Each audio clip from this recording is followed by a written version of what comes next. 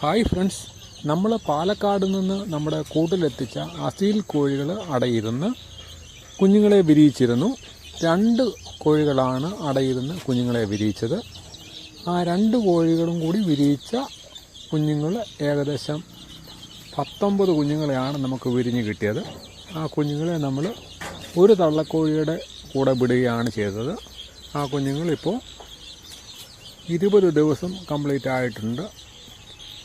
എന്നാൽ നമ്മൾ ഇതുവരെയും നമ്മുടെ ഈ കോഴിക്കുഞ്ഞുങ്ങളെ കൂടിന് വെളിയിലേക്ക് ഇറക്കിയിരുന്നില്ല. ഇന്ന് ആദ്യമായിട്ടാണ് നമ്മൾ ഈ കോഴിക്കുഞ്ഞുങ്ങളെ ഒന്ന് കൂടിന് വെളിയിലേക്ക് ഇറക്കുന്നത്. കൂടിന് വെളിയിലേക്ക് ഇറക്കിയെങ്കിലും അധികം നേരമൊന്നും നമ്മൾ കൂടിന് വെളിയിൽ വിട്ടില്ല. ഒരു 10 മിനിറ്റ് നേരമാണ് നമ്മൾ കോഴിക്കുഞ്ഞുങ്ങളെ വെളിയിലേക്ക് വിട്ടത്.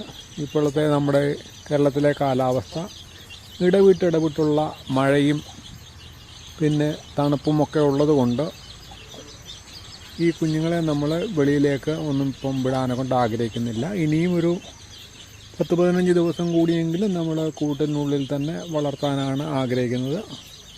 ഈ 15 ദിവസമൊക്കെ കഴിയുമ്പോഴേക്കും ഈ കാലാവസ്ഥയൊക്കെ ഒന്ന് മാറുമെന്നാണ് പ്രതീക്ഷിക്കുന്നത്. നല്ല ചൂട് കാലാവസ്ഥയായാൽ നമുക്ക് കോഴിക്കുഞ്ഞുങ്ങളെ ധൈര്യമായിട്ട് കൂടിന് വെളിയിലേക്ക് വിടാനെ കൊണ്ട് സാധിക്കും. പിന്നെ ഈ പറയുന്ന പരുന്തിൻ്റെയും കാക്കയുടെയും മറ്റു മൃഗങ്ങളുടെയും ഒക്കെ ശല്യമുണ്ടാകാതെ നമ്മൾ നോക്കേണ്ടതുണ്ട്. അത് മാത്രമേ ഉള്ളൂ ഒരു ഭീഷണിയായിട്ട് നമുക്കുള്ളത്.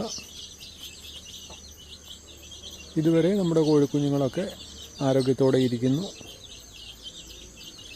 ഇതുകൂടാതെ വേറെ അസീൽ കോഴിയെയും നമ്മൾ അടവെച്ചിട്ടുണ്ട്.